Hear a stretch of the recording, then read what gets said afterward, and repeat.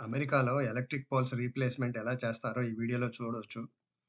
ఇక్కడ electric system 110 volts by 50 hertz ఉంటుంది. అదే ఇండియాలో 240 వోల్ట్స్ బై 60 హెర్ట్జ్ ఉంటుంది. అమెరికాలో ఎక్కడా మెటల్ పోల్స్ యూజ్ చేయరు. అన్ని ఎలక్ట్రిక్ పోల్స్ వుడెన్ పోల్సే యూజ్ చేస్తారు. అవి పాడైపోతే మరొక పోల్‌తో రీప్లేస్ చేస్తారు. అంతేకాదు అమెరికాలో ఎలక్ట్రిక్ పోల్స్ ప్రైవేట్ ప్రాపర్టీస్ గుండా వేస్తారు. ఇండియాలో మోస్ట్‌లీ ఎలక్ట్రిక్ పోల్స్ రోడ్ సైడ్‌కి మాత్రమే వేస్తారు. ఇక్కడ ప్రతి పనికి కావాల్సిన పరికరాలతో టెక్నాలజీ యూజ్ చేసి సింపుల్‌గా ఎగ్జిక్యూట్ చేస్తారు. వీడియోలో అబ్జర్వ్ చేస్తే హెల్మెట్ లేకుండా అసలు ఫీల్డ్‌లో ఎవరు వర్క్ చేయరు. ఇండియాలో లైన్‌మ్యాన్స్ కూడా గ్లౌజెస్ గానీ, హెల్మెట్ గానీ లేకుండా పనిచేస్తూ ఉంటారు. అది చాలా తప్పు. Safety is very important. వీడియోలో చూడొచ్చు.